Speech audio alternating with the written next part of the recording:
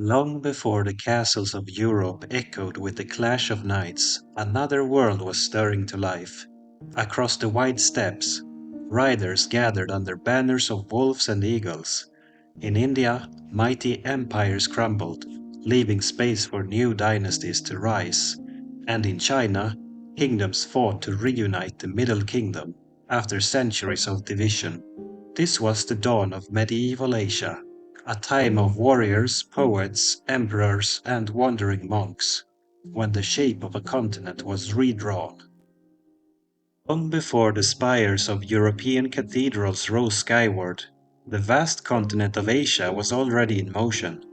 From the sun-drenched temples of India to the frozen plains of Mongolia, and from the river valleys of China to the islands of Japan, entire civilizations were stirring.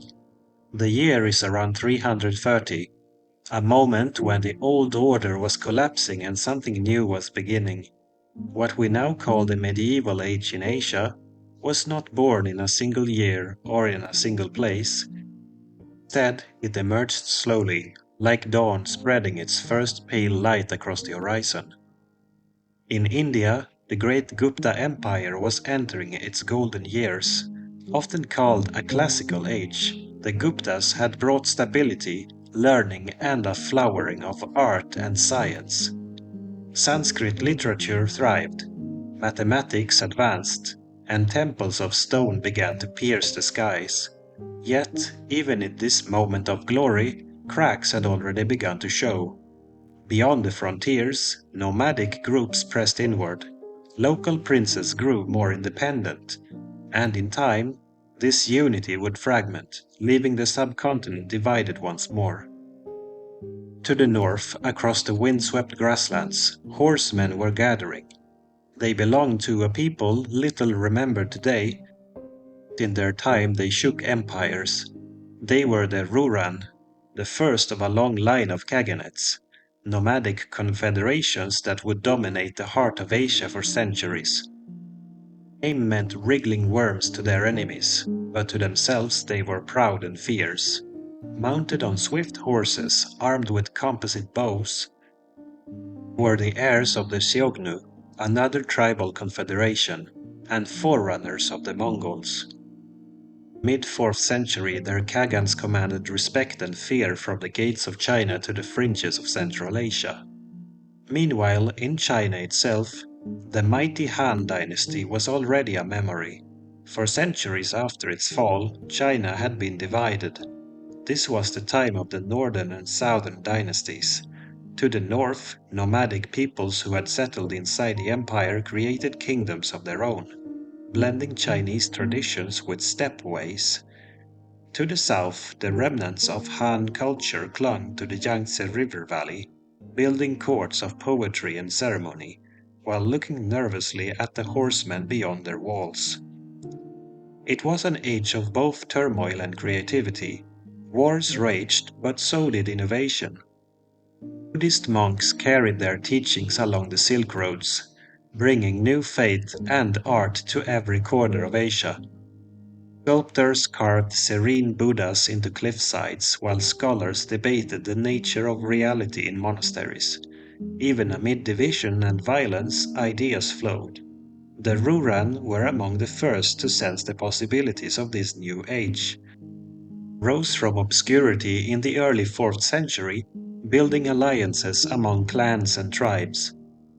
In settled kingdoms, the power of a khaganate rested on mobility. Horses could cover distances that stone walls could not defend. An army of steppe riders could appear suddenly, vanish just as quickly, strike again before the enemy even understood what had happened. To the Chinese dynasties, these riders were both a menace and a necessity. Some emperors fought them, others brought peace with silk and princesses. The steppe and the zone were locked together in a dance of rivalry and dependence. Yeah, the Guptas faced different challenges. Their heartland in the Ganges plain was rich and fertile, but the frontiers were restless. The Hunas, a branch of the same nomadic movements that troubled Europe, began to press into the subcontinent. Their raids weakened the empire and forced the Guptas to spend treasure on defense rather than temples. Yet for a time, Indian culture continued to glow. Kalidasa, one of the greatest Sanskrit poets, plays an epic that celebrated love and duty. Mathematicians experimented with numbers that would later travel to the Arab world and beyond. Even as storms gathered, the Gupta court remained a beacon of learning. China too saw brightness amid chaos. In the southern courts, scholars cultivated refined tastes. Poets wrote of longing and exile. Painters created landscapes that seemed to capture the very breath of nature. In the north, where cultures mixed, styles of art appeared. Chinese brushwork with Central Asian motifs. Buddhism, newly arrived from India, found fertile ground.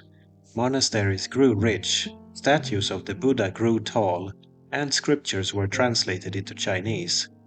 The divided land was spiritually alive. The world of early medieval Asia was one of contrasts.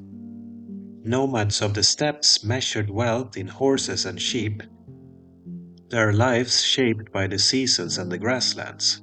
Farmers in the river valleys measured wealth in grain and taxes, their lives bound to fields and villages. Between them flowed merchants, monks, and envoys, carrying silks, spices, stories, and songs. No kingdom was truly isolated. Even in the 4th and 5th centuries, the vast network of the Silk Roads tied together China, India, and Central Asia. The Ruran, with their Khagans, rose high, but their glory was not eternal. By the mid-500s they would fall to a new people, the Gökturks, a confederation that would build the first great Turkic empire. Yet in their time the Ruran established a pattern. The steppe confederation that could challenge, threaten, and even shape the destiny of China. By the year 500, the world looked very different from the one that had existed 2 centuries earlier. The Gupta Empire was shrinking, beset by nomadic invasions. China was still divided, but the stirrings of unity would soon emerge in the form of the Sui dynasty. The Ruran still dominated the steppe, but storms were gathering against them. A new rhythm had begun, one that would carry Asia into its medieval age. And as the sun set on this world of empires and riders, one thing was clear. This was not an age of decline, but an age of transformation. Out of the shifting sands and riding hooves, new powers were preparing to rise. The winds of the steppe never stand still. For generations, the Ruran riders had thundered across the plains, their banners streaming and their Khagans feared. But by the middle of the 6th century, their power was fading. Rivals once content to serve as allies and vassals now turned against them. Among these rivals were the Gökturks, a people who spoke a language belonging to the Turkic family and whose name simply meant Celestial Turks. They were once smiths, working iron in the service of the Ruran. Yet iron was more than just metal. In the steppe world, it meant weapons, horseshoes, and the very foundation of war. The smiths who worked the fires had a secret power, and in time they forged not only swords but an empire. In 552, the Gökturks rose in rebellion, defeating the Ruran and claiming the vast grasslands for themselves. With astonishing speed, the Gökturk Khaganate spread across Central Asia. From the Altai Mountains in the east to the Caspian Sea in the west, their influence reached farther than the Ruran had ever dreamed. Their Khagans claimed the authority of heaven itself, styling themselves as chosen rulers of the world beneath the sky. Tribes were bound together with oaths, marriages, and military might. The Gökturks controlled the arteries of the Silk Road. That great web of trade routes that carried silk, jade, and porcelain from the east and horses, glass, and silver from the west. Caravans wound their way across deserts and mountains, paying tribute to the Khagans for safe passage. For a century, the Turks stood at the heart of Asia, middlemen between empires. Their power was not only military but economic. And yet the Khaganate was vast and fragile. Steppe politics were never simple. Alliances shifted, succession disputes tore families apart, and enemies waited for weakness. By the early 7th century, the empire split into Eastern and Western Turks, each with its own Khagan, each claiming legitimacy. Though divided, they remained a force that both China and Persia had to reckon with. While the Turks were hammering out their dominion, China was stirring from centuries of disunity. The northern and southern dynasties had fought endlessly, draining men and treasure in pursuit of a dream, the reunification of the Middle Kingdom. At last, that dream began to take shape. In 581, a general named Yang Jian seized power in the north and proclaimed a new dynasty, the Sui. Ruthless, ambitious, and determined, Yang Jian, now known as Emperor Wen of Sui, sought to restore the grandeur of the Han. The Sui dynasty was short-lived, lasting less than 4 decades, but its impact was immense. It was under the Sui that China was knit back together into a single empire. Armies marched south to conquer rival states, rivers became highways of soldiers and grain, and at last the Middle Kingdom stood whole again. The Sui undertook vast projects, the most famous of which was the Grand Canal. Stretching over 1,000 miles, it connected the fertile south with the political heartland of the north. Grain could now flow to the capital, armies could be moved swiftly, and merchants found new markets open before them. Though millions suffered in its construction, the canal became the backbone of China's economy for centuries to come. But the Sui rulers demanded too much. Their wars against Korea drained the treasury and exhausted the people. Their taxes grew unbearable. Their projects consumed countless lives, and rebellion spread. By 618, the dynasty collapsed under its own weight. Yet from the ruins rose one of the greatest dynasties in all of Chinese history, the Tang, founded by Li Yuan. The Tang dynasty inherited the unification of the Sui but ruled with greater skill. They balanced power between aristocratic clans, cultivated alliances with nomadic peoples, and encouraged trade and culture. Within decades, the Tang would become the dominant power of East Asia. For the steppe peoples, the Tang rise was both an opportunity and a threat. The Eastern Turks sought to use the young dynasty as pawns, while the Tang in turn learned how to play nomadic politics, rewarding some tribes, punishing others, and always seeking to keep the steppes divided. Meanwhile, in Korea, the ancient struggle of the three kingdoms, Goguryeo, Baekje, and Silla, raged on. The Tang would soon play their part in this struggle, aiding the kingdom of Silla in its bid to unify the peninsula. In Japan, across the sea, the Asuka period was unfolding. Inspired by Chinese models, the Japanese court adopted Buddhism, reformed its government, and laid the groundwork for a centralized state. The ripples of China's reunification spread far beyond its borders. Back on the steppes, the Turks remained powerful, but cracks deepened. The Western Turks faced pressure from Persia and internal feuds, while the Eastern Turks clashed with the Tang. For a time, the Eastern Turks even captured the Chinese emperor and threatened to undo the Tang's rise. But by the mid-7th century, Tang armies struck back, defeating the Eastern Turks and bringing the steppe under their shadow. It was a turning point. The once dominant Khaganate was humbled, its people scattered or absorbed. Though the Turks would rise again in later decades, the balance had shifted. For the first time in centuries, it was not the nomads dictating terms to China. but China dictating to the nomads. The years between 550 and 650 were therefore an age of change. The Ruran were gone, swept away by the Turks. The Turks themselves had split, their strength diluted. The Sui had briefly unified China, only to collapse, paving the way for the Tang, whose empire would soon shine like no other. The steppe, the zone, and the sea, all three spheres of Asia were now locked in a delicate balance. Trade flowed, armies marched, and ideas traveled faster than ever before. Monks carried Buddhism from India into China, Korea, and Japan.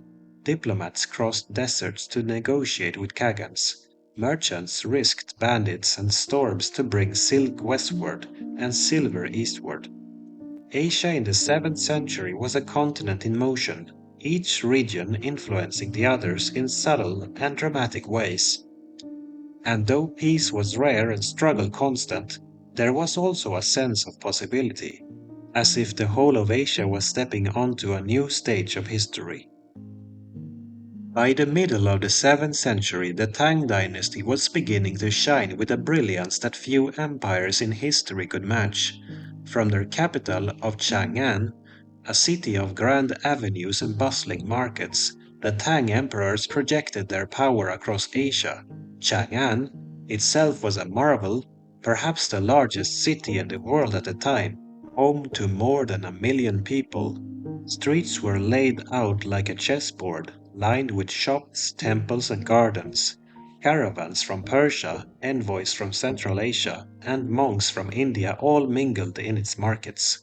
This was the golden age of China's medieval history, a time when poetry, painting, and philosophy flourished.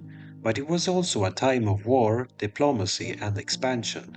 The Tang emperors claimed the mandate of heaven, yet they also understood that heaven's favor had to be secured on the battlefield. The Tang inherited from the Sui not only a unified China, but also the constant challenge of the steppe. The Eastern Turks, who once held the Chinese court hostage, were now on the defensive. In 630, the Tang launched a decisive campaign, capturing the Turkic Khagan and breaking their power. The victory was celebrated as proof that the Middle Kingdom had regained its rightful place as master of the world. But the Tang did not merely destroy their enemies, they absorbed them. Defeated tribes were settled inside the empire, their warriors drafted into the Tang armies. Some steppe leaders were given Chinese titles, allowed to rule as vassals so long as they recognized Tang supremacy. It was a delicate balance, part conquest, part partnership. In this way, the Tang extended their influence deep into Central Asia. By mid-century, Tang banners were flying as far west as the oasis cities of the Tarim Basin. The empire's control of these Silk Road hubs gave them access to the riches of Central Asia and allowed them to oversee the flow of trade between East and West. While the Tang were rising, the Korean peninsula remained divided among the three kingdoms, Goguryeo, Baekje, and Silla. For centuries these states had fought one another, each seeking dominance. Goguryeo were the strongest militarily, famous for its fierce warriors and mountain fortresses. Baekje held close cultural ties to Japan and boasted fine scholars and artisans. Silla, though initially weaker, had carefully cultivated alliances. The Tang dynasty saw opportunity here. Aligning with Silla, they launched campaigns against Baekje and Goguryeo. In 660, Baekje fell. A few years later, after a grueling war, Goguryeo collapsed in 668. With Tang support, Silla unified the Korean peninsula, creating a new order that would endure for centuries. Yet unification came with tension. Silla, though grateful to the Tang, resented Chinese interference. After all, no kingdom likes to be seen as a puppet. In time, the Koreans pushed back, forcing the Tang to withdraw their garrisons. Still, the balance of power had shifted. For the first time, Korea was united under a single dynasty, and its culture, a blend of native traditions, Confucian statecraft, and Buddhism, began to mature into a distinct identity. Across the sea, Japan was watching closely. For centuries, the Japanese islands had been ruled by clan chieftains. Their power centered around the Yamato court. But during the Asuka period, 538 to 710, Japan underwent a dramatic transformation. Heavily influenced by China and Korea, Buddhism had arrived from Korea in the 6th century, bringing not only a new religion but also writing, architecture, and philosophy. By the 7th century, Japanese rulers realized that if they were to stand equal to the great empires of the continent, they would need to reform their government. The most famous step came in 645 with the Taika reforms, inspired by Tang China. Lands were declared the property of the emperor. Local chieftains were reduced in power, and a new centralized administration was created. Courts, ranks, and bureaucracies began to resemble those of China. Even the capital was modeled on Chang'an, with wide avenues and palace complexes. It was in this stage that Prince Shotoku became a legendary figure, promoting Buddhism and sending embassies to China. Japan was no longer a collection of tribes but was becoming a state, one that would carry both continental influence and its own native traditions into the medieval era. The period between 650 and 750 was one of extraordinary dynamism in East Asia. Tang China stood at its height, Korea had been unified, and Japan was reshaping itself. Buddhism connected them all. Monks traveled between these lands carrying scriptures, relics, and ideas. Pilgrims from China journeyed to India, braving deserts and mountains in search of sacred texts. Japanese students studied in Chinese monasteries, bringing home not only religion but also music, architecture, and law. This was also an age of poetry. In China, poets like Wang Wei and Du Fu began to write verses that captured both the grandeur of empire and the sorrows of human life. In Japan, early poetry collections like the Manyoshu were beginning to take shape, blending courtly refinement with natural imagery. Words, like goods, flowed along the same networks that tied Asia together. Yet beneath the brilliance, shadows lurked. The Tang's reach into Central Asia would eventually bring them into conflict with new powers on the horizon. The Tibetans, the Arabs, and even the revived Turks. Korea's unity, while real, carried internal strains, and Japan's reforms, though ambitious, would not erase the strength of local clans. The seeds of future struggles were already sown. But for a time, Asia seemed to glow with possibility. Great capitals rose, trade flourished, and the cultures of East Asia was bound together more closely than ever before. It was in many ways the first truly connected era of the medieval Far East. Tang emperors consolidated their rule in the east. The steppe was once again stirring. The defeat of the Eastern Turks in the early 7th century had seemed decisive, but history on the grasslands was rarely settled for long.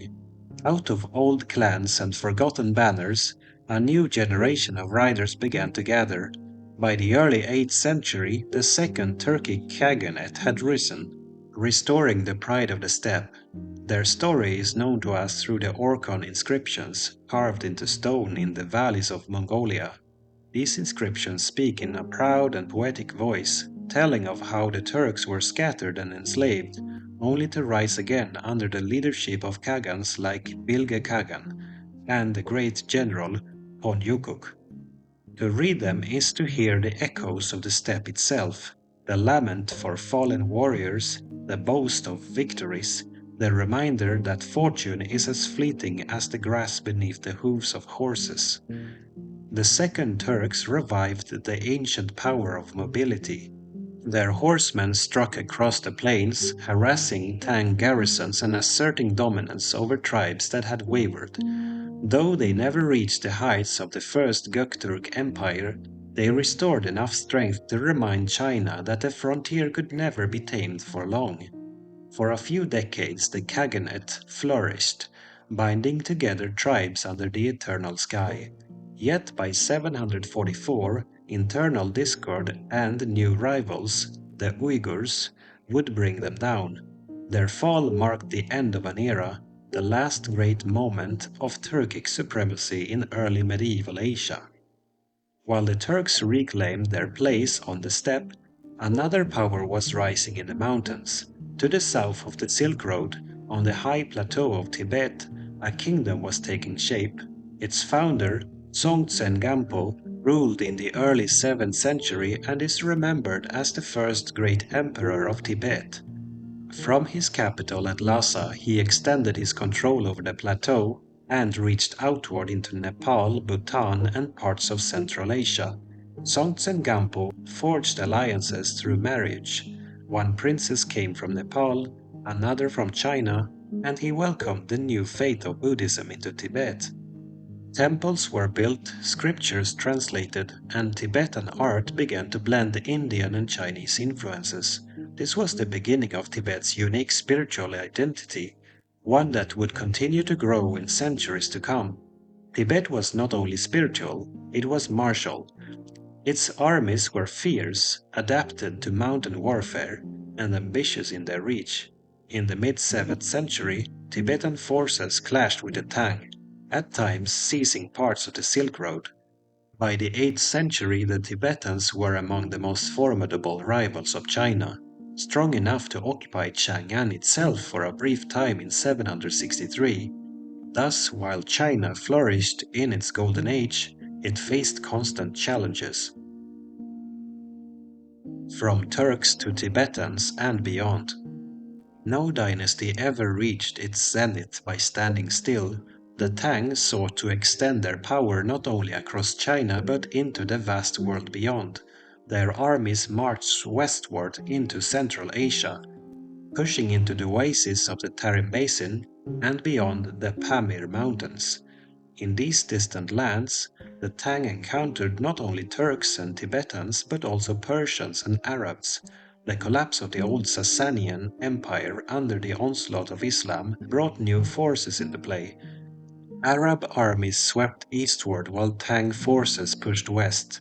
Their meeting would come in 751 at the Battle of Talas. Though this battle falls just beyond our period, its approach was already shaping the world in the early 8th century. Tang influence extended deep into Central Asia, but so did Arab power. The Silk Road was now contested not just by nomads and Chinese emperors, but by the caliphs of Damascus and Baghdad. For merchants, however, these struggles were both peril and opportunity. By the early 8th century, the Silk Roads were busier than ever. Sogdian traders from Central Asia became the great middlemen, carrying Chinese silk westward and bringing glassware, silver, and precious stones eastward. Their caravans threaded through deserts and mountains, stopping at oasis cities where cultures mingled. In Samarkand and Bukhara, one could hear a dozen languages in the same marketplace. Zoroastrians, Buddhists, Nestorian Christians, and Manichaeans lived side by side. Tang officials collected taxes, Turkic horsemen demanded tribute, and yet the caravans rolled on. For all the wars and shifting borders, the lure of profit bound Asia together. By 750, Asia had become a continent of great contrasts. In China, the Tang stood at the height of their glory, ruling over millions, patronizing poets, and dazzling visitors with their cities. In Tibet, kings commanded armies and monks translated sutras, laying the foundation of a culture that would outlast empires. On the steppes, the Turks had flared once more, only to be replaced by the Uyghurs, and on the far horizons, Arab cavalry pressed closer to the Eastern world, ready to meet China face to face. It was a world of shifting powers, but also of connections. Never before had ideas, goods, and people moved so freely across Asia. Buddhism spread deeper into China, Korea, and Japan.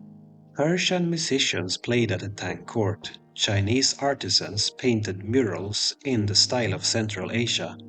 A pilgrim leaving India might find welcome in a Tibetan monastery, shelter in a Tang temple, and an escort from a Sogdian caravan. This was the essence of early medieval Asia: division and unity, conflict and exchange, a continent of many voices woven into a single great story. By the middle of the 8th century, the story of early medieval Asia had reached a turning point. The centuries between 330 and 750 had seen empires fall and rise, peoples scatter and reform, and entire civilizations transform. The Ruran had thundered across the steppes only to vanish. The Turks had forged empires that spanned deserts and mountains, only to be replaced by the Uyghurs. The Tang dynasty had brought unity to China, dazzling the world with its wealth and culture. Tibet had emerged as a formidable power, and Japan and Korea had reshaped themselves in the image of their continental neighbor. This was not a static age of swords and banners, but a dynamic era of change. It was, in many ways, the true foundation of medieval Asia. In China, the Tang reached their full splendor in the 8th century. Their capital at Chang'an became the beating heart of Asia, a place where Persians, Turks, Koreans, and Japanese could be seen walking the same streets. Markets overflowed with goods, silk dyed in brilliant colors, ceramics painted with new glazes, exotic spices, and jewels carried from the far reaches of the known world. The court itself glittered. Emperors like Xuanzong, who ruled from 712 to 756, presided over a golden age of poetry, painting, and music. It was during his reign that poets like Li Bai and Du Fu wrote verses that captured both the grandeur of empire and the frailty of human life. Their words have outlived dynasties, still read and loved more than 1,000 years later.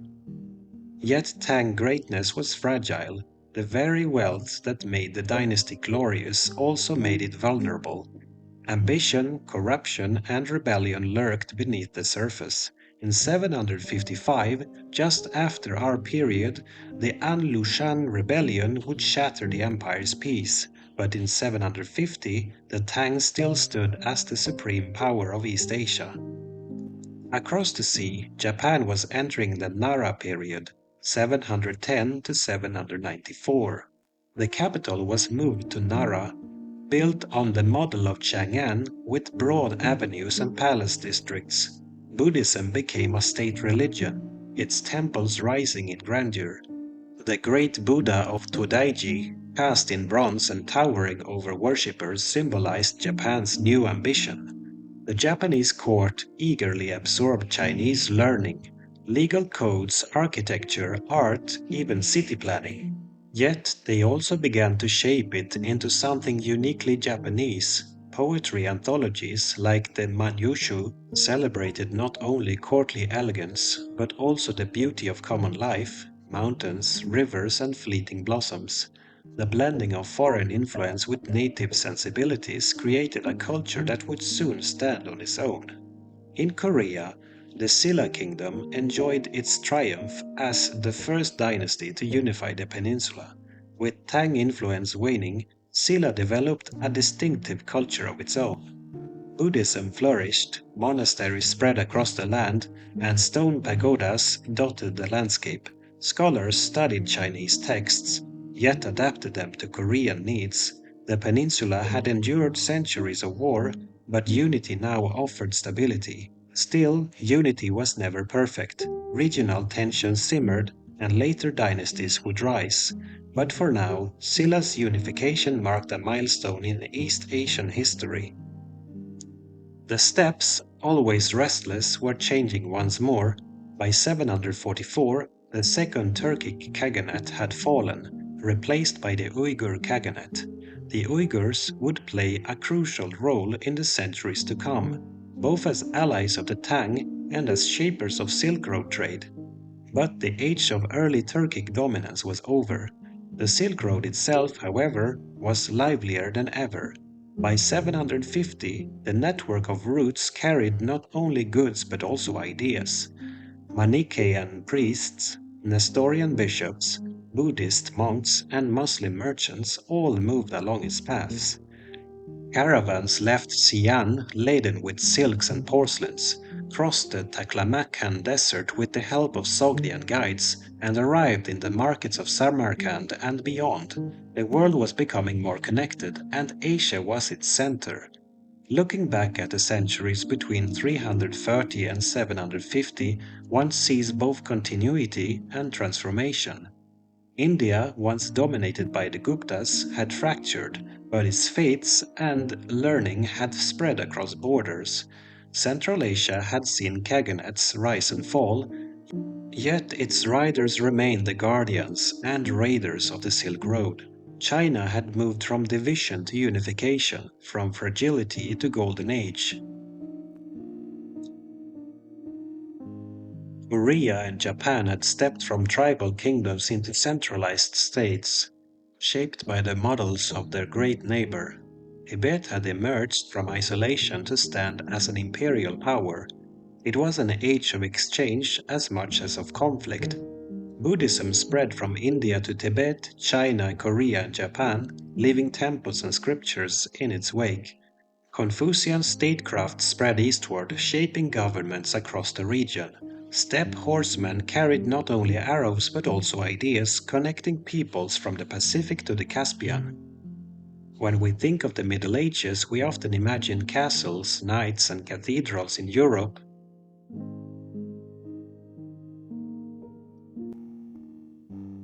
Yet at the same time, across Asia, an equally rich story was unfolding, of riders beneath the eternal sky, poets in golden courts, monks on pilgrim roads, and rulers who dreamed of empires that stretched from ocean to desert.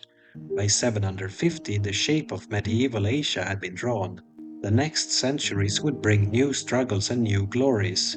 The Abbasids in the west, the High Tang in the east, the rise of the Khmer, and the splendor of Angkor in the south, but those are stories for another time. For now, we leave the world of early medieval Asia at the dawn of its maturity, standing on the threshold of 1,000 years of history still to come.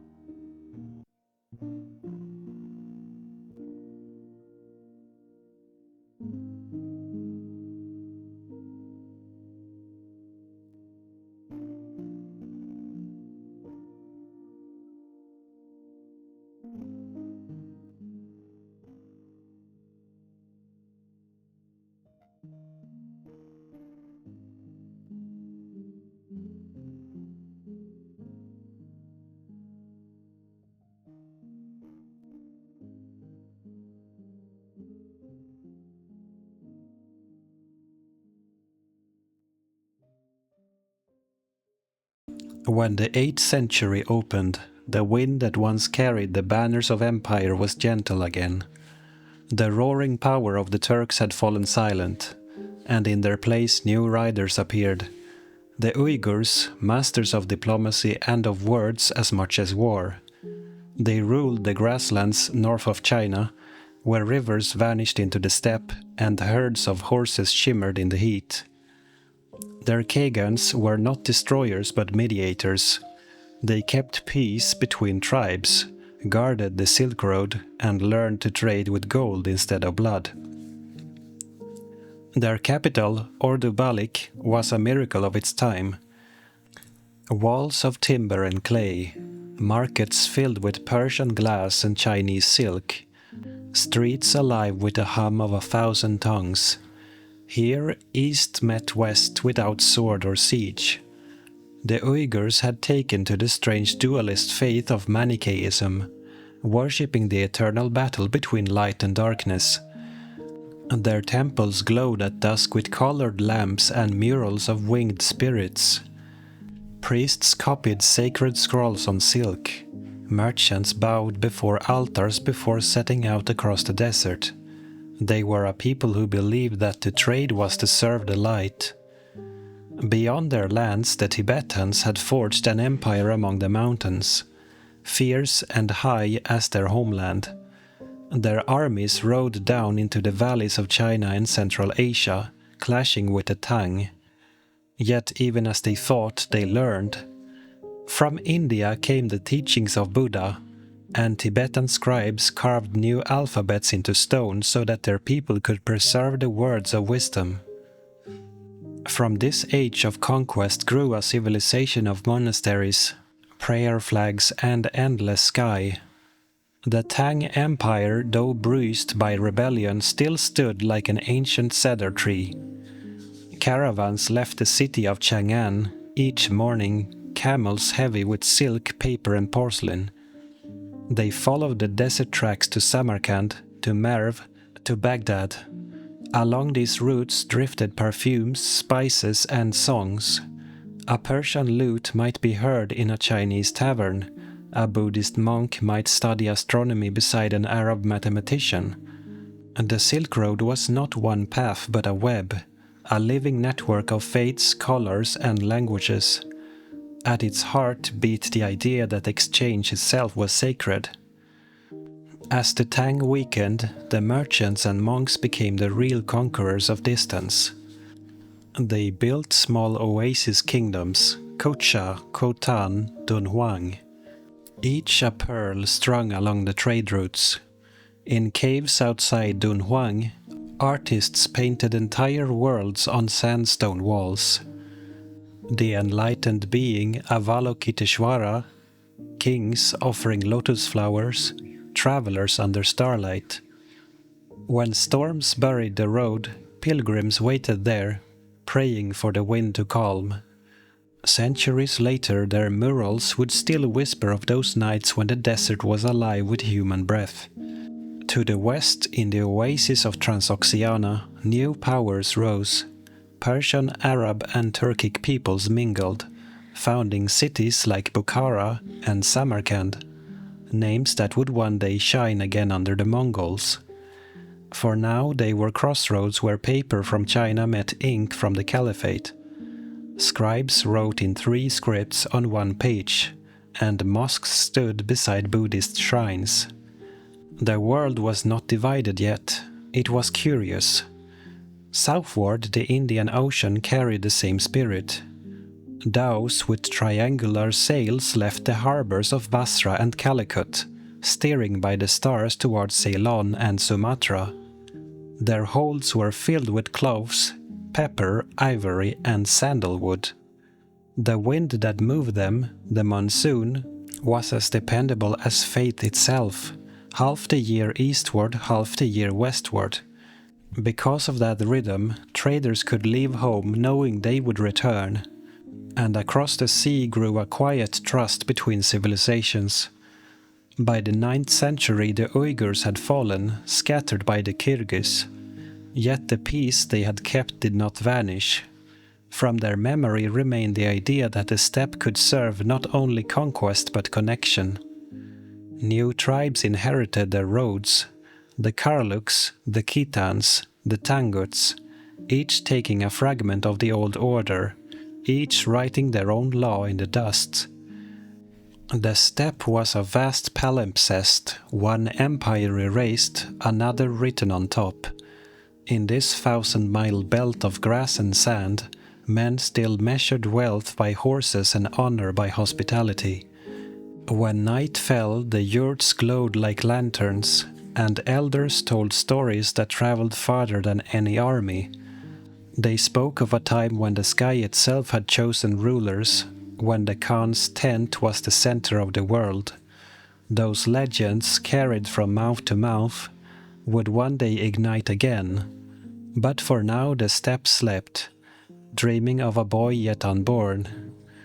And beyond it, in every direction, Asia was stirring. The last Tang poets were writing verses about fallen leaves and lost loves. In Bengal, monks were copying sutras by lamplight. In Kyoto, courtiers brushed ink across scrolls while the moon rose over silent ponds.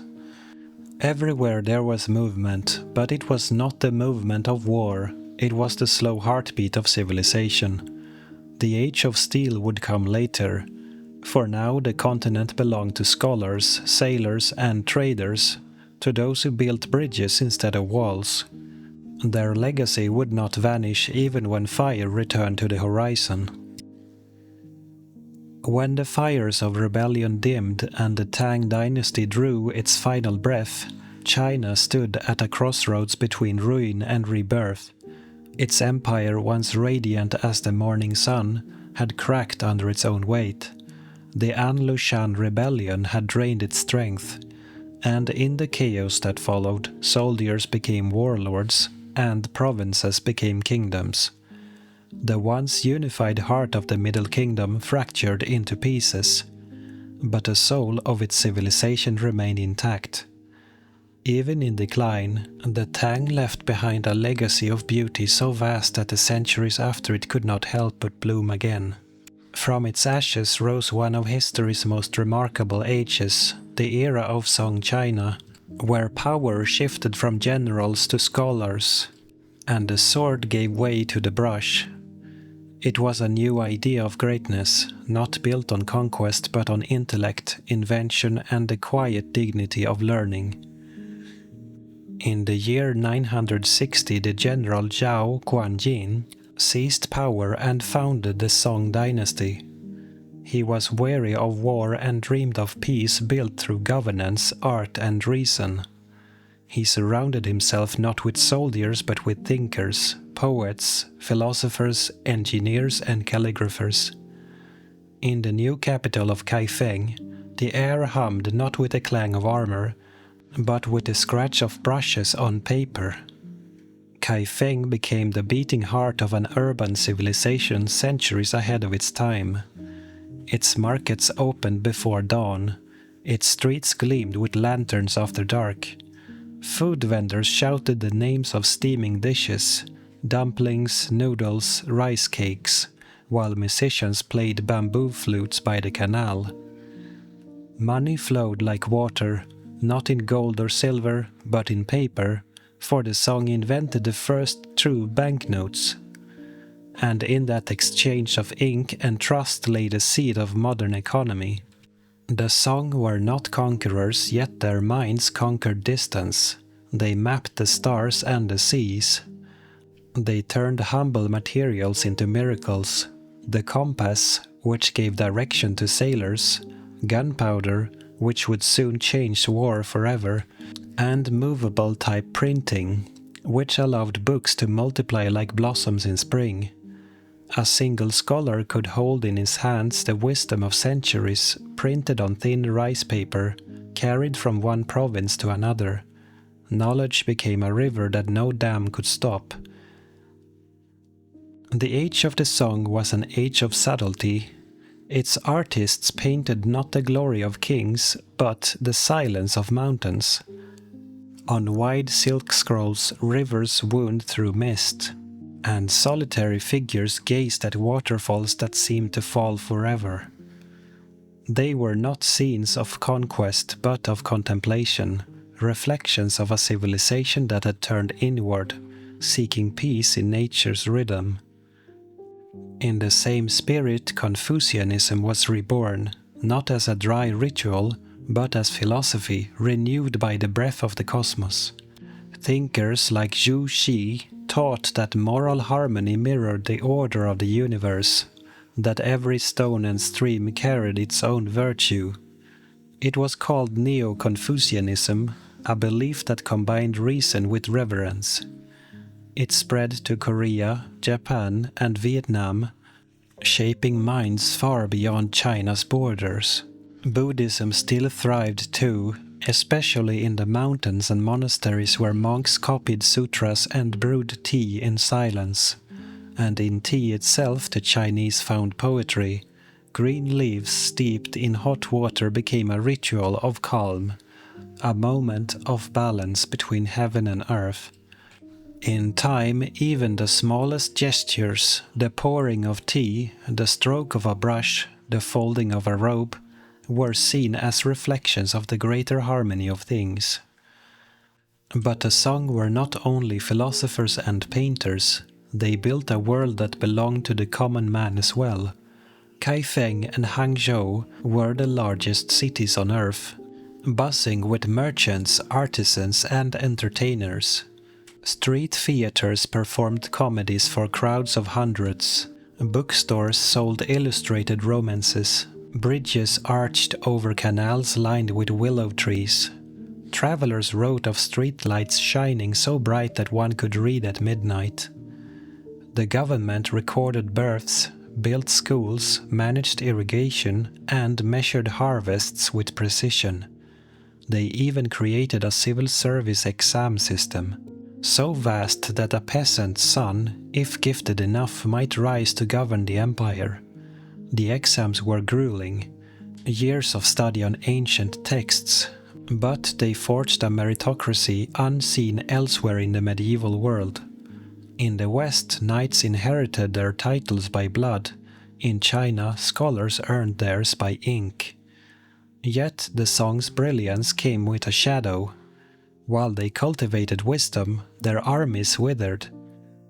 The Liao, Western Jia, and later the Jurchen-Jin states pressed against their borders, demanding tribute and threatening their lands.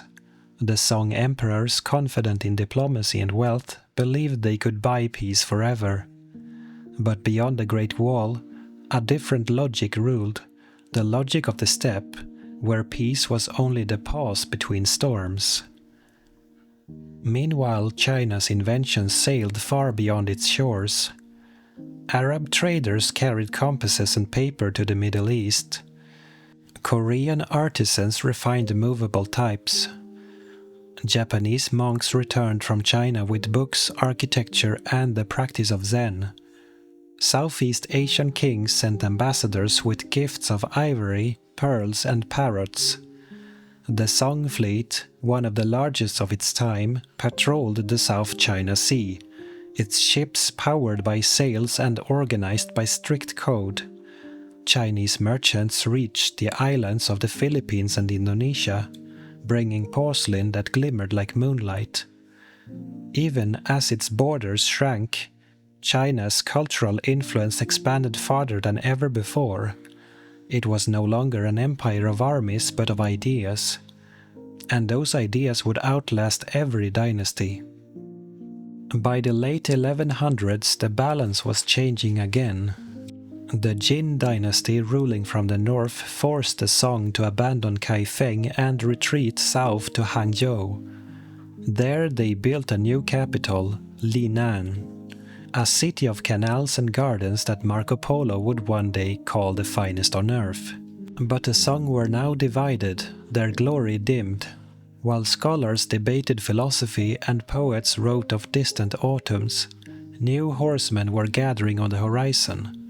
Their drums could not yet be heard in the valleys of China, but the sky above the steppe was beginning to darken.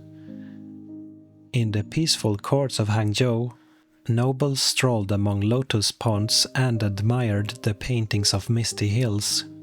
Fishermen cast their nets into silver water. Monks tended to tea gardens on the slopes of sacred mountains. It was a world too beautiful to last, one that believed intellect could outshine war. But the wind from the north carried a whisper of hooves, faint, distant, inevitable. The Mongols were still children, herding goats under the blue sky, but in the century to come they would awaken, and all the art, the wisdom, and the calm of Song China would face a trial unlike any before. For now, though, the lamps of civilization still burned bright. The world slept in golden peace, unaware of how brief the dream would be. While the Middle Kingdom looked inward to philosophy and art, farther south the subcontinent turned its gaze to the ocean. Between the 8th and 12th centuries, India was not a single realm but a mosaic, a continent of colors, creeds, and kingdoms. Each valley and coastline carried its own story, yet all were tied together by faith, trade, and the slow rhythm of the monsoon. In the misty plains of Bengal, the Pala Empire blossomed first. Its rulers were patrons of compassion and knowledge, guarding the last sanctuaries of Buddhism in India. The monasteries of Nalanda and Vikramashila were like small cities, filled with courtyards, libraries, and gardens of whispering bamboo. Students from Tibet, Nepal, and even distant China traveled barefoot for months to study there. They debated the nature of existence under banyan trees, carved prayer wheels from sandalwood, and at night read from palm-leaf manuscripts by the light of flickering oil lamps. Inside Nalanda's walls, knowledge flowed like a sacred river. Astronomy, medicine, grammar, and philosophy, all were treated as paths toward enlightenment. When the wind rustled through the tall grasses outside, it sounded almost like chanting. It was a peaceful age, though fragile, for power in India was forever shifting. In the west rose the Rashtrakutas of Deccan, in the south the Cholas, and in the north the Rajput clans built fortresses on the desert hills of Rajasthan. In the dry lands where sand met stone, the Rajputs lived by codes as old as their swords. They sang of honor, loyalty, and love that outlasted death. Their forts crowned the cliffs of Chittor and Jaisalmer, glowing gold at sunset. From these citadels they fought endless wars, not always for conquest but for pride, for the right to exist under open sky. Poets call them lion-hearted. When an enemy breached their gates, the women performed jauhar, walking into sacred fire rather than face capture, while the men rode out one last time, their armor shining like dawn. It was tragedy and glory woven together, the spirit of a people who would bend to no master. Far to the south, the Chola dynasty rose from the fertile plains of the Kaveri River. Their kings were sailors and temple builders, merchants and conquerors. They ruled not only by land but by sea, their ships stretching the empire's reach across the Indian Ocean. From the 11th century onward, their fleets sailed eastward to Sri Lanka, the Maldives, and even Sumatra and Malaya. They left behind inscriptions in distant ports, proof that Indian mariners knew the world long before Europe's explorers were born. The Cholas believed that art was worship. In the great temple of Brihadiswara and Tanjavur, stone rose toward the heavens in perfect balance. Bronze sculptors cast graceful images of Shiva Nataraja, the cosmic dancer, his hair a circle of flame, his smile calm and eternal. Each figure captured the rhythm of creation and destruction, the heartbeat of the universe itself. Their rule was orderly and prosperous. The king was seen as guardian of Dharma, the cosmic law. Taxes from farmers and traders filled the temples with gold, and irrigation channels turned dry land green. Under the Chola administration, villages ran themselves with consuls and written records, a rare achievement in the medieval world. But the Cholas' greatest strength lay in their mastery of the sea. They understood the monsoon winds, sailing with them to the east and returning when they changed. The ocean was not a barrier but a bridge, and across it spread India's culture, religion, and language. This was also an age of spiritual flowering. Hinduism, long intertwined with local traditions, evolved through devotion, the Bhakti movement. Saint poets like Appar, Sundarar, and Andal sang not to distant gods but to beloved deities who walked among people. Their hymns echoed through temples and rice fields, turning worship into song and daily life into prayer. The idea that love itself could lead to liberation spread from Tamil lands to the north, reshaping India's soul. Buddhism, meanwhile, was drifting eastward. From Bengal's monasteries, monks carried scriptures to Tibet and China, where they would be translated, reimagined, and preserved. In India, it slowly gave way to the resurgent faiths of Shiva and Vishnu, yet its spirit endured, in art, in ethics, in the quiet compassion woven through Indian thought. Across the ocean, the Srivijaya Empire of Sumatra was thriving. Its ports linked India and China, serving as rest stops for merchants and monks alike. The Srivijayan kings welcomed scholars from Nalanda and sent their own envoys back with gifts of spices and ivory. In their capital of Palembang, the air smelled of cloves and the sound of temple bells mingled with the creak of ships. Farther north, on the mainland, the Khmer Empire was beginning to rise, absorbing Indian art and language until Sanskrit words echoed in its palaces. The ocean had become a mirror of India's influence, its reflection shimmering on every shore. Beyond temples and kingdoms, ordinary life in medieval India carried its own poetry. Potters shaped earthen lamps, farmers chanted as they planted rice, and women painted their doorways with patterns of rice flour to invite good fortune. Children learned stories of Rama and Krishna from traveling storytellers who beat small drums to call a crowd. The scent of jasmine drifted through the night. The river flowed beneath silver moonlight. Even in hardship there was grace. The rhythms of day and night, of monsoon and dry season, gave life a pulse as ancient as time itself. By the late 12th century, winds were shifting again. New powers rose in the northwest. First Turkic warlords, then the Ghurids, whose advance would plant the seeds of the Delhi Sultanate. The Palas had fallen, the Cholas had begun to fade, but their legacy of learning, art, and maritime vision remained etched across Asia. Even as armies gathered in the passes of Afghanistan, merchants still set sail from Calicut and Nagapattinam, and poets still sang beneath the southern stars.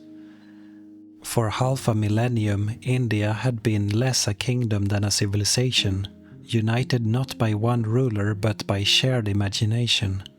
Its temples, ships, and songs had carried that imagination far beyond its shores, weaving India into the wider fabric of the world. And as the year 1200 approached, the winds that once carried trade began to carry change. Far to the north, the riders of the steppe were stirring, a force that would soon reshape the destinies of every land beneath the Asian sky. Far from the deserts and mountain passes of the north, the southern half of Asia was a world of water, a labyrinth of islands, deltas, and green peninsulas wrapped in mist. Here the monsoon ruled all things. It arrived like a heartbeat, steady and eternal, bringing life, trade, and stories from every direction. Between 800 and 1200 AD, kingdoms rose among palms and mangroves, glowing like lanterns upon the sea. In the center of the Indonesian archipelago lay Srivijaya, the empire of the straits. From its capital at Palembang on Sumatra, it watched the narrow channels through which every ship from India or China must pass. The Srivijayan kings ruled not by land but by tide. Their fleets were swift, their harbors safe, their pilots masters of the stars and winds. Gold, camphor, cloves, ivory, all flowed through their ports, and every vessel paid tribute before it dared the open sea. Yet Srivijaya was more than a marketplace. It was a sanctuary of Buddhism, a refuge for scholars after the fall of Nalanda. Monks studied Sanskrit and Pali. They carved wooden images of Avalokiteshvara, the enlightened being with many arms, to guard sailors on dangerous voyages. Temples rose amid tropical trees, their bells echoing over river and mangrove. When foreign pilgrims arrived, drenched from the monsoon, they were given food, robes, and the sound of chanting. To live in Srivijaya was to live between sea and sky, trusting both. Northward, beyond the Gulf of Siam, another realm was shaping itself, the Khmer Empire of Cambodia. In its early centuries it drew power from rice, rivers and gods that seemed to walk beside men. The Khmers believed their king was divine, a bridge between heaven and earth, so they built cities to mirror the cosmos. Moats for oceans, towers for mountains, causeways for the paths of the sun. The greatest of these was Angkor Wat. Begun in the early 12th century under King Suryavarman II, 5 towers rose like lotus buds above a sea of stone, their carvings alive with myth, gods churning the ocean of milk, warriors locked in endless battle, apsaras dancing on clouds. When dawn spilled across the temple, the sandstone turned gold, and the reflection in the moat seemed another world beneath this one. Around Angkor stretched reservoirs and canals so vast they could feed 500,000 souls. Engineers mapped the seasons as carefully as priests mapped the stars. Water was their empire's blood, faith its breath. For centuries the city thrived, its avenues shaded by sugar palms and its shrines perfumed with incense. Then, when the rains changed and enemies pressed from the west, Angkor began to fade into the forest. But the forest, merciful and slow, kept it safe. Even today, its roots hold the temples in a green embrace, as if nature herself were remembering. To the west, along the Irrawaddy River, rose the kingdom of Pagan, the cradle of Myanmar. Its kings ruled from a plain shimmering with thousands of stupas, meaning religious monuments. From the year 1050 onward, they built temples by the hundreds, each one a prayer in brick and gold.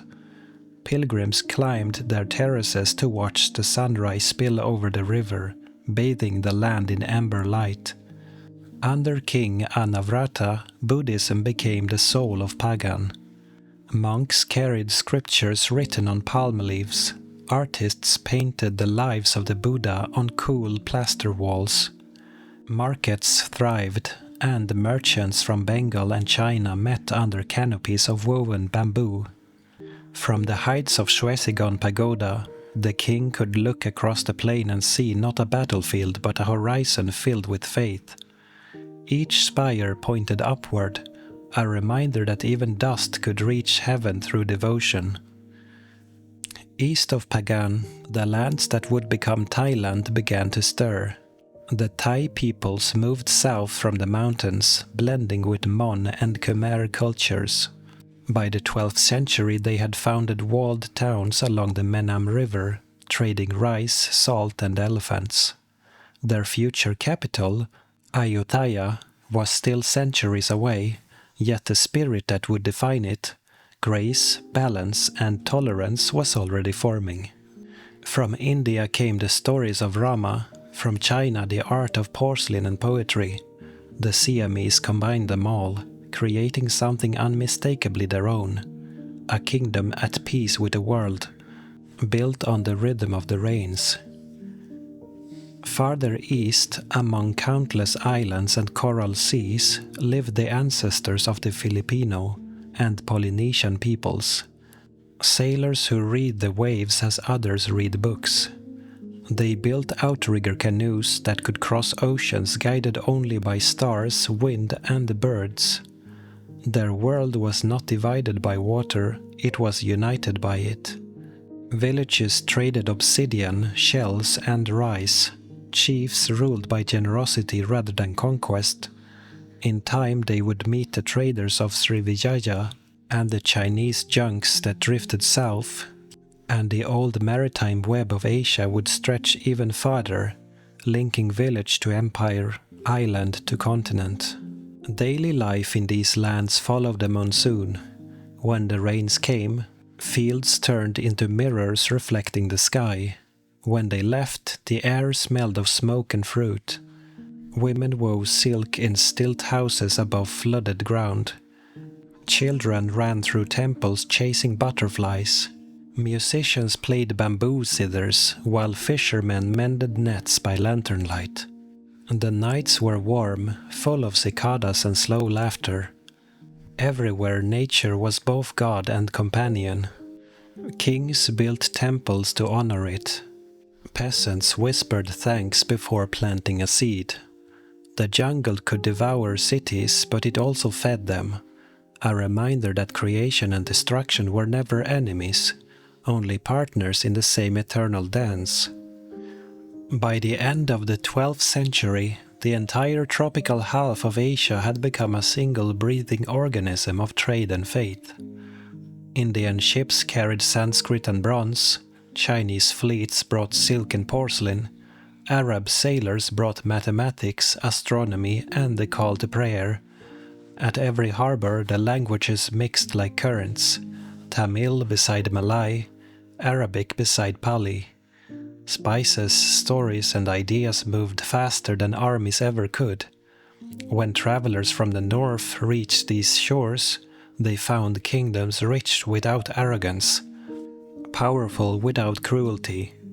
Srivijaya, Pagan, Angkor, each glowed with a quiet confidence, a belief that balance was strength. They were worlds of harmony, still untouched by the storms that would soon roll from the steppe. And somewhere, far away under the blue vault of the Mongolian sky, a new power was gathering its breath. The southern seas slept in sunlight, unaware that the coming century would bring the sound of hooves across every horizon. At the far edge of the continent, where the mountains fall into the sea and the morning sun first touches the world, two nations shaped by beauty and discipline were writing their own chapters of the medieval age, Japan and Korea. Here the air smelled of pine and salt, the seasons ruled with quiet precision. Snow fell softly in winter, cherry blossoms rained in spring, and the sea shimmered like a mirror in summer. While empires rose and fell elsewhere, the islands of the east cultivated something rarer than power, serenity. In the year 794, Japan's emperor moved his capital to Heian-kyo, the city of peace and tranquility. Today it is known as Kyoto, but in that time it was a dream made of symmetry and light. Streets ran straight and wide, modeled after China's Chang'an, yet quieter, more restrained. The court of Heian was a world of color and refinement, where the brush was sharper than the blade. Aristocrats wore layered silk robes dyed in subtle hues, the green of new bamboo, the gray of distant rain. They perfumed their sleeves, wrote poems in reply to love letters, and painted fans with images of moonlit rivers. To live beautifully was to live well. In Heian, elegance was law. Within this cocoon of grace, a new voice emerged, a woman's voice. Writers like Murasaki Shikibu and Sei Shonagon created works that would outlast dynasties. Murasaki's Tale of Genji told of love and impermanence. Sei's Pillow Book captured the smallest joys of daily life, the sound of rain on the roof, the scent of incense, the melancholy of autumn twilight. Their words became the heart of Japanese literature, whispered across 1,000 years. But outside the capital's painted screens, the world was changing. In the countryside, warriors were rising, men who measured worth not in poetry, but in courage. They were the samurai, loyal to local lords known as daimyo, bound by duty, skill, and silence. At first they guarded estates, later they began to shape history itself. By the 12th century, two great clans, the Taira and the Minamoto, stood locked in rivalry. Their conflict, known as the Genpei War, would end the Heian peace forever. For 5 years, Japan became a stage of fire and foam. Battles on beaches, castles ablaze, samurai banners reflected in the waves. When it ended in 1185, the Minamoto had triumphed, and a new government rose at Kamakura, under Minamoto no Yoritomo, the first shogun. Power shifted from the imperial court to the warrior's camp. Yet even in this transition, Japan's spirit of refinement endured. The samurai, though born of war, adopted the grace of the poets they replaced. They valued discipline, composure, and the quiet acceptance of fate, the seeds of the code that would later be called Bushido. In the temples of Kyoto, monks continued to chant. In Kamakura, new schools of Zen Buddhism arrived from China, teaching that enlightenment could be found not through books but through silence. A monk might spend years tending a garden, arranging stones to echo the flow of rivers. A single brushstroke could reveal the universe.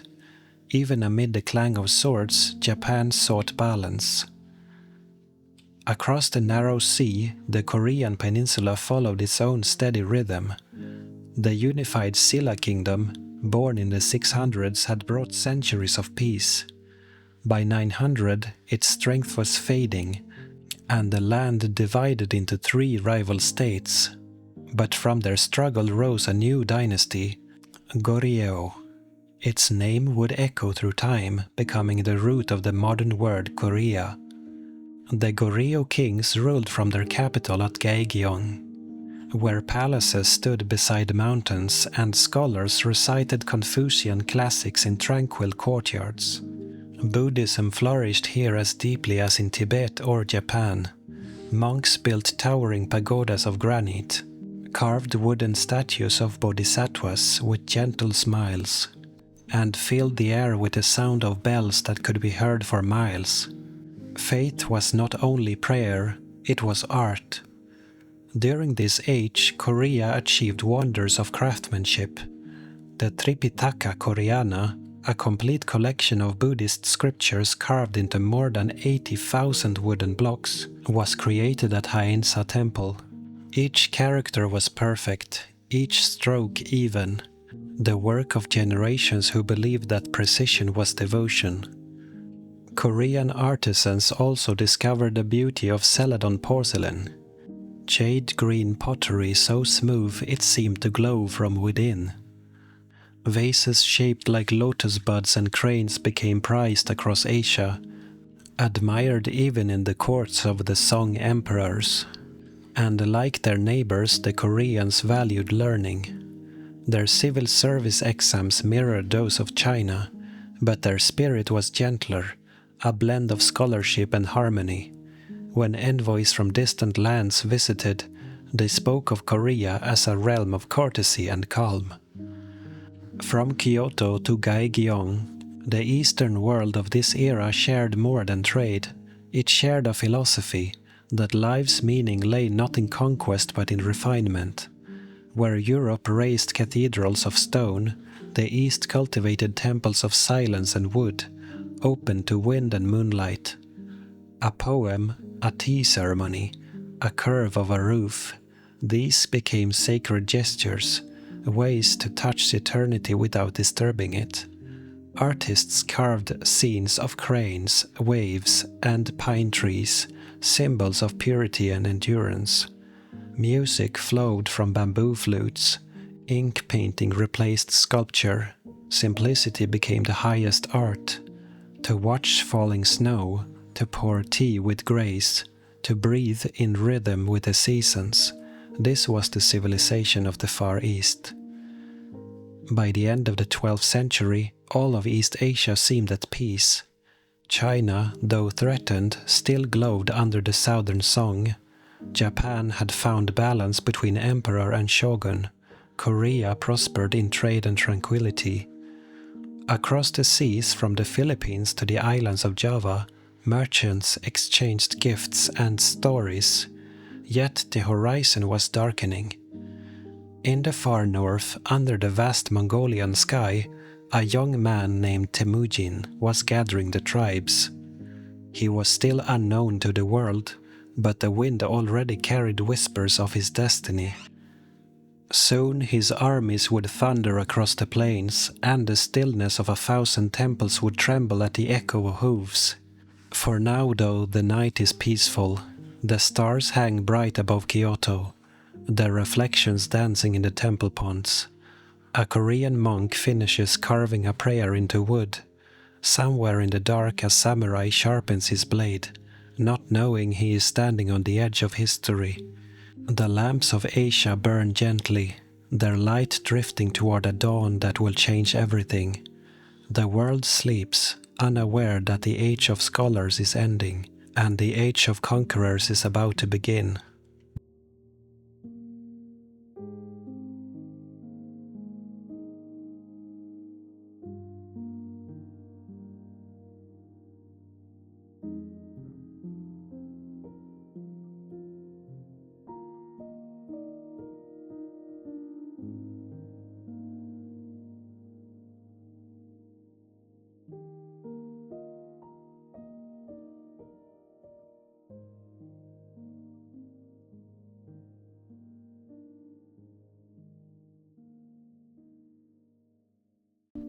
By the dawn of the 13th century, Asia was a tapestry of kingdoms and empires, each ancient, proud, and powerful. China, fractured after the fall of the Tang, was divided between dynasties. In the Middle East, the Abbasid Caliphate ruled from Baghdad, a city of light and learning.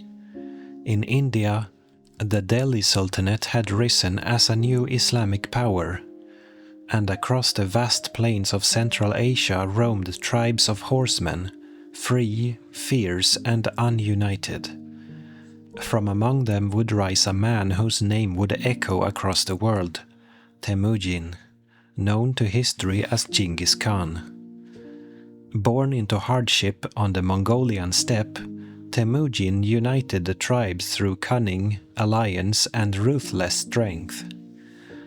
In 1206 he was proclaimed Genghis Khan, universal ruler. From that moment the world changed. The Mongols rode not for plunder, but for conquest and control. Their armies moved like wind and fire, silent, sudden, unstoppable.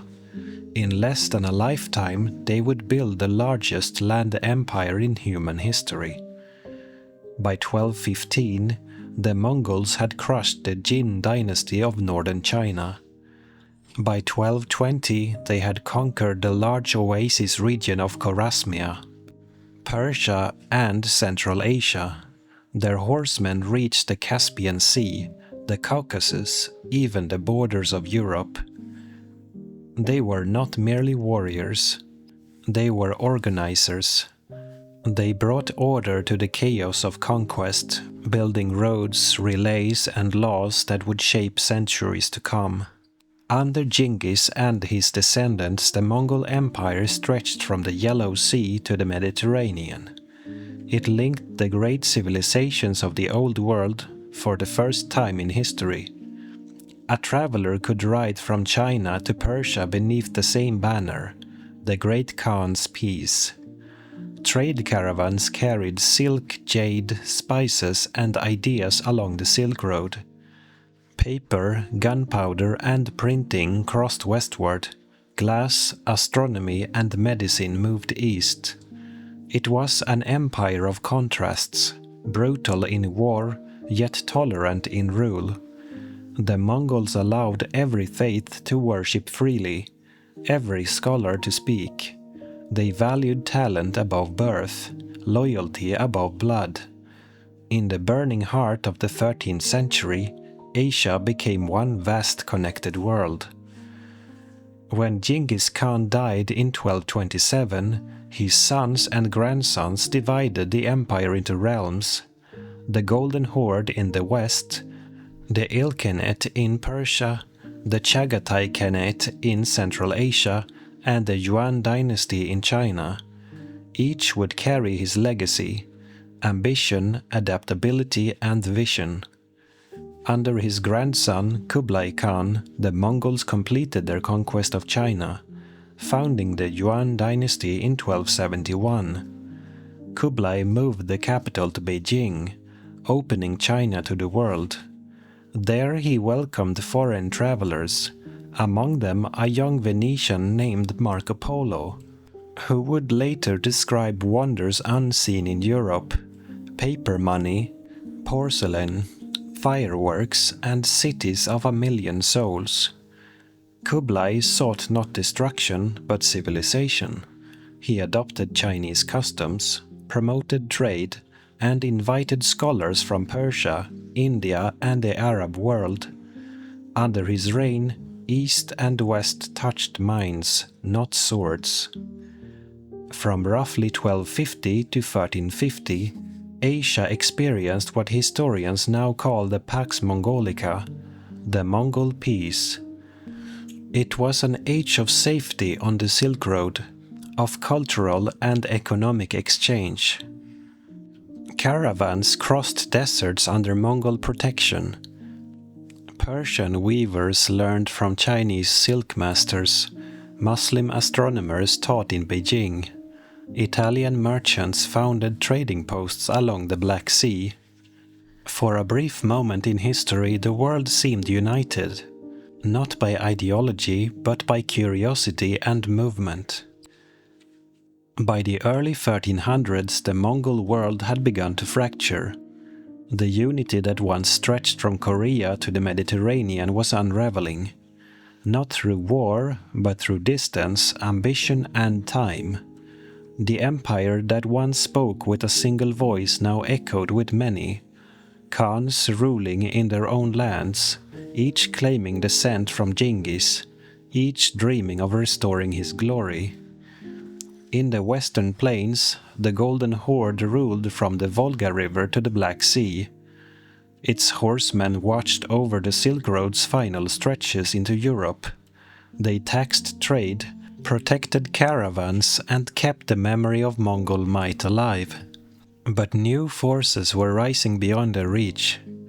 In the west, Slavic principalities began to resist, led by the city of Moscow, whose princes grew rich and patient under Mongol rule, before one day turning against it. To the south, the Ilkhanate of Persia fell into chaos after its rulers converted to Islam and lost control of their armies. By mid-century, Persia's cities were a patchwork of dynasties and warlords, waiting for a new conqueror to bring them together again. Farther east, the Mongol Yuan dynasty in China was beginning to crack. Though Kublai Khan had built cities of beauty and tolerance, his successors faced famine, corruption, and rebellion. The Chinese people longed for restoration, for a dynasty of their own blood. Out of this unrest rose a peasant monk turned general, Zhu Yuanzhang. He led armies under a red banner, sweeping the Mongols northward until in 1368 he declared a new age, the Ming dynasty. Under the Ming, China awakened. Walls were rebuilt, cities restored, and the great canals cleared for trade. The emperor ruled from the Forbidden City, a palace of red and gold built upon the vision of eternal harmony. Art flourished, printing spread knowledge, and ships sailed once more from Chinese ports toward unknown horizons. The Mongol century had ended, but its echoes still shaped the world it left behind. Even as empires fractured, the Silk Road lived on. Caravans crossed Central Asia under banners of local khans and new Islamic rulers. Persian artisans, Arab scholars, and Turkic merchants mingled with Chinese traders, keeping alive the vast web of connection that the Mongols had once forged. In cities like Samarkand, Kashgar, and Bukhara, the air shimmered with languages and colors. Spices from India, mixed with silks from China, and manuscripts from Baghdad, found their way to Korea and Japan. Though the empire was gone, the idea of one world connected by trade endured. Then, from the ruins of the Mongol world, another flame rose. A man named Timur or Tamerlane. Born in the 1330s near Samarkand, he claimed descent from Genghis Khan, though by spirit more than by blood. Timur sought not unity but immortality through conquest. His armies swept across Persia, Central Asia, India and Anatolia, leaving behind cities of marble and ashes. He rebuilt Samarkand into a jewel of blue domes and gardens, filled with poets, astronomers and architects. To Timur, beauty and destruction were two sides of the same coin, both proof of divine favor. His empire stretched from Delhi to Damascus, and though it crumbled after his death in 1405, his dream endured. He was the last of the great steppe conquerors, and the bridge between the Mongol age and the early modern world. Even in the shadow of war, culture flourished. In Persia, calligraphers and poets like Hafiz and Rumi filled the air with verse and mysticism. Their words carried far beyond their borders, reminders that art, not empire, lasts longest. In Anatolia, new Turkish states rose from the ashes of the Seljuks. Among them, a small principality around Bursa and Edirne grew quietly powerful, the Ottoman Empire, whose future would define centuries to come. And in India, the Delhi Sultanate blended Persian art with Indian tradition, giving rise to a hybrid world of arches, domes, and faiths that coexisted in fragile balance. The 1300s were an age of transition, of falling stars and new constellations. The Mongol peace had ended, but its roads and ideas remained. New empires were forming, Islamic, Chinese, and Turkic, each shaped by the last century's storms. Asia was no longer one empire, it was a continent of possibilities. The next age would belong not to conquerors, but to builders, sailors, and dreamers. The 15th century dawned like a quiet sunrise after a long storm. The Mongols had faded into memory, their empire scattered among new kingdoms and dynasties. Yet their roads, ideas and technologies had woven Asia together in ways no empire ever could. Now, from the ruins of conquest, a new order was rising, an age not of horsemen, but of builders, sailors and thinkers.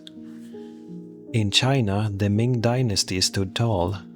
From the imperial city of Beijing, the emperors ruled under heaven's mandate, a symbol of stability after a century of chaos.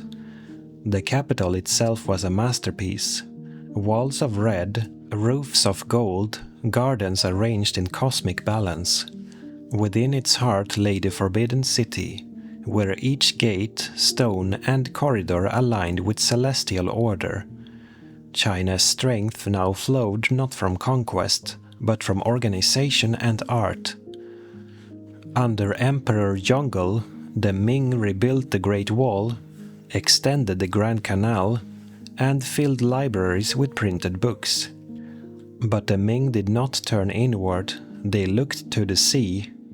In 1405, Admiral Cheng, commanding a fleet of vast treasure ships, sailed across the Indian Ocean, to India, Arabia, and even the coast of Africa.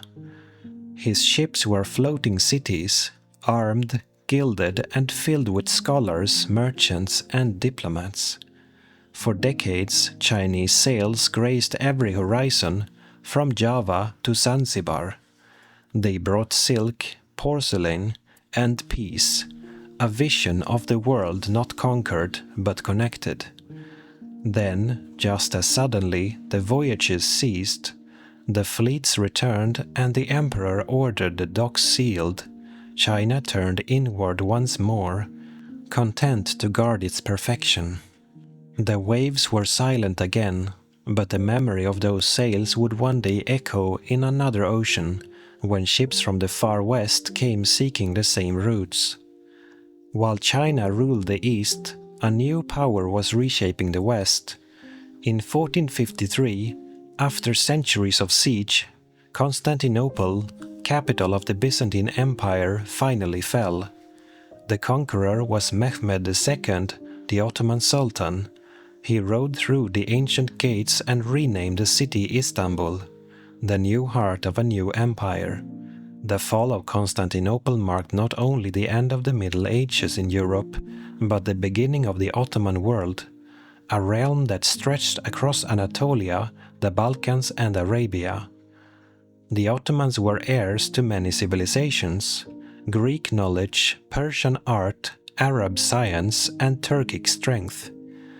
Their cities became crossroads of the world, where Christian, Muslim, and Jewish scholars debated beneath the same stars. The mosques of Istanbul rose like mountains of marble and light, adorned with calligraphy that shimmered like constellations. From these lands, the modern Middle East was born. In the heart of Central Asia, the descendants of Timur still ruled, proud but divided. His empire had splintered into khanates and kingdoms, each guarding fragments of his glory. Yet his capital, Samarkand, remained one of the world's great jewels. Domes of turquoise and gold crowned the city. Gardens bloomed with imported flowers. Astronomers mapped the heavens under the great Ulugh Beg, Timur's grandson. There, knowledge became an empire. Ulugh Beg built an observatory of stone and precision, measuring the movements of the stars with unmatched accuracy. His work would later influence European astronomy, proof that even as power faded, wisdom endured. But beyond Samarkand, the steppe began to quiet. The age of nomads was ending. Gunpowder, cities, and commerce had replaced the thunder of hooves. In India, the Delhi Sultanate still held power, though its strength wavered under the weight of internal struggle. Yet from its diversity emerged something rare, a blending of cultures, languages, and beliefs. Persian poets wrote verses in Hindi. Indian architects built mosques beside temples. Traders carried jewels and spices from Bengal to Baghdad. At the edges of the Deccan Plateau, new kingdoms like Vijayanagara rose in defiance. A Hindu empire of art, sculpture, and music, where rivers of stone temples still stand today. India in the 1400s was a world of contradictions, divided in faith, united in beauty. Across Asia, trade pulsed like lifeblood through cities and ports. Silks, spices, and gems moved from sea to sea, carrying whispers of new inventions: compasses, gunpowder, and printing presses. From Japan, the Ashikaga shoguns ruled in elegance, supporting Zen gardens, calligraphy, and the flowering of art known as Muromachi culture. Samurai clans sought balance between sword and spirit, duty and beauty. To the south, the islands of Southeast Asia, Java, Sumatra, and the Philippines glowed with kingdoms enriched by maritime trade.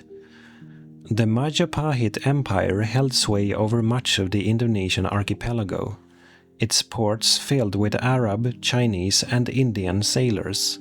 Here worlds met and mingled, east and west, old and new. By 1500, Asia had changed beyond recognition.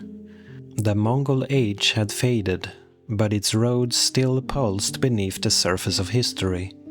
Empires rose in its wake: Ming, Ottoman, Timurid, Delhi, Vijayanagara, and Japan's shogunates, each brilliant in its own way. It was an age of knowledge and recovery, of peace born from centuries of war. But far beyond Asia's shores, another force was stirring. Ships from Europe following stars once charted by others. The Silk Road that had bound the world by land was about to be replaced by the Sea Road. and Asia would once again stand at the center of global history, this time as the prize everyone sought. While empires rose and fell on the mainland, another Asia thrived along the seas. To the east and south, beyond the mountains and deserts, were lands of islands, archipelagos, and hidden kingdoms, places where the monsoon carried not armies but sails. From Japan to the Spice Islands, this was a world of traders and temples, where religion, art, and sea winds shaped civilization as much as swords or empires ever could. In Japan, the 1200s began under the rule of the Kamakura shogunate, a government of warriors led not by an emperor, but by the shogun, commander of the samurai. The emperor remained divine, but the true power lay with the sword. For the first time in history, Japan became a nation governed by the discipline of warriors, honor, loyalty, and restraint. They called it Bushido, the way of the warrior. When the Mongols came, they met this spirit. In 1274 and 1281, fleets from Kublai Khan invaded, carrying tens of thousands of soldiers across the sea. Both times, storm rose from the ocean, typhoons so fierce they shattered the Mongol armadas. The Japanese called them kamikaze, divine winds, believing the gods themselves had protected their islands. After the invasions, Japan turned inward, cherishing its isolation. Over time, the Ashikaga shogunate replaced the Kamakura rulers, moving the capital to Kyoto, where art, gardens, and tea ceremonies refined the samurai spirit. The sword and the poem became equals, one for duty, one for peace. Between the 1300s and 1500s, Japan experienced both war and serenity. Feudal lords, daimyo, ruled their own provinces, but culture flourished in Kyoto. This was the age of Zen. Temples of raked sand and stone reflected inner stillness. Painters captured mountains with single brushstrokes. Poets wrote of falling petals and fleeting seasons. Even in battle, beauty was never forgotten. The warrior learned to live each day as though it were his last, not in despair, but in gratitude. Across the sea, the Koryo kingdom, from which the word Korea comes, flourished between 918 and 1392. It was a land of elegance and intellect, where art and scholarship were sacred duties. Koryo artisans perfected Celadon pottery. Its smooth jade-green glaze considered among the most beautiful in the world.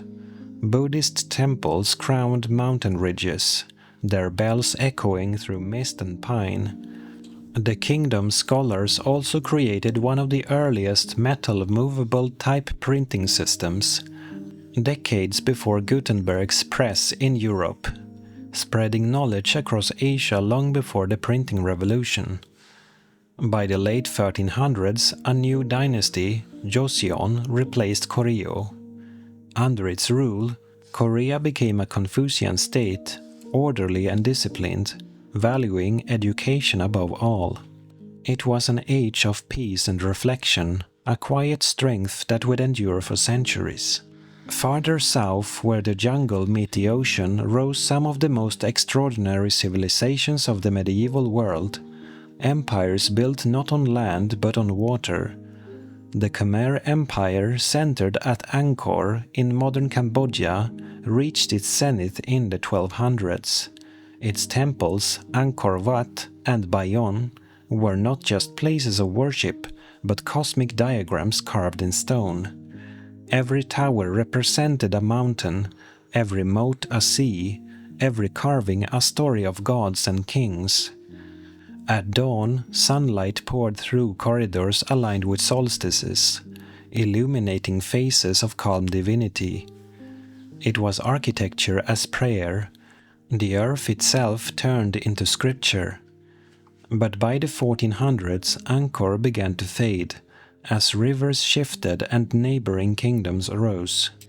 Still, the Khmer spirit endured in art and faith, flowing into the new Buddhist cultures of mainland Southeast Asia. To the east, along the islands of Indonesia, the Majapahit Empire emerged, a maritime realm that united hundreds of islands under trade and diplomacy. From its capital at Trovelan in Java, Majapahit's fleets controlled the seas between India and China. Spices, gold, and silk filled its ports, and its kings ruled not by war, but by alliance and ceremony. Poets at courts wrote epics in Old Javanese. Priests blended Hinduism, Buddhism, and local traditions into a harmonious spiritual world. The empire's influence reached as far as the Philippines, Malaysia, and Borneo, where countless small kingdoms thrived on trade winds and coral routes. They called their world the Nusantara, the island realm. By the 1400s, Southeast Asia had become the crossroads of the Old World. Arab traders brought Islam to the ports of Malacca and Sumatra, where new sultanates rose from old kingdoms. The Malacca Sultanate became one of the richest cities in the world, its harbors filled with ships from Arabia, India, China, and beyond. Here languages mixed, faiths coexisted, and gold changed hands faster than anywhere else on Earth. From the frozen north to the equatorial south, Asia had transformed. It was no longer a continent divided by deserts and empires, but a living web, bound by sea and story, temple and trade. By 1500, ships from Portugal began to appear in the Indian Ocean. Cannon met compass, and the age of sail began. The world that had once been endless was now shrinking, not in size but in mystery. The kingdoms of Asia had reached their full bloom. Their temples gleamed, their poetry sang, their merchants sailed. They did not yet know they stood on the threshold of another kind of world, one of maps, machines, and empires that would arrive with the wind. The age of Asian empires had ended. The dust of Mongol hooves had settled into the soil of continents. Across Asia the world stood still for a moment. The 13th to 15th centuries had carried Asia from fire to harmony. What began with conquest ended with contemplation. What began in chaos ended in art. From the Mongol plains to the Great Wall, from the steppes of Samarkand to the harbors of Malacca, the continent had been torn apart and rewoven. The Silk Road still shimmered across deserts, its caravans now slower but richer in memory. Every grain of dust had once been stirred by the march of armies. Now it glowed with the light of lanterns carried by merchants and monks. Each empire had left something behind, a line of poetry, a tower of stone, a prayer whispered into the wind. The Mongols taught movement, the Ming taught endurance, the Timurids taught beauty, the Ottomans taught balance, the Japanese taught silence, and all together they taught the rhythm of renewal. Asia was never a single empire, it was a symphony. Each civilization played its part, each note distinct yet bound by harmony. In the north, bells of bronze rang from Chinese temples. In the west, the call to prayer rose from domes of turquoise. In the south, the hum of chanting echoed through forests and rice fields. And in the islands, drums carried news across the sea, heartbeat to heartbeat. For 1,000 years, these sounds overlapped, blending into one long melody, the music of humanity itself. By 1500, Asia stood ready for the world to find it again. It had survived storms of conquest, floods of faith, the rise and fall of dynasties. Its people had learned that time was not a line but a circle, each age fading only to return in another form. The knowledge of the stars, the language of paper, the strength of steel, all were born here, carried outward on waves and caravans. The world would soon claim these gifts, but they had always belonged to Asia first. Even as ships from distant lands approached, the continent remained calm. Empires had risen and fallen before. They would rise and fall again. In every corner of Asia, dawn still broke as it always had, over Beijing's walls, over Samarkand's domes, over Kyoto's gardens and Angkor's ruins. Light touched the same mountains it had touched for 10,000 years. No matter who ruled, the land endured. Its rivers remembered, its people rebuilt, its spirit never slept. History would call these centuries the Middle Ages, a bridge between worlds. But to those who lived within them, it was simply life, full of color, faith, and sound. And so ends the story of medieval Asia, an age of riders and scholars, temples and towers, poets and kings, from the steppes to the seas. It remains a story not of endings but of continuity. For every empire that fell, another dream began. And through it all, the spirit of Asia endured, vast, patient, unbroken.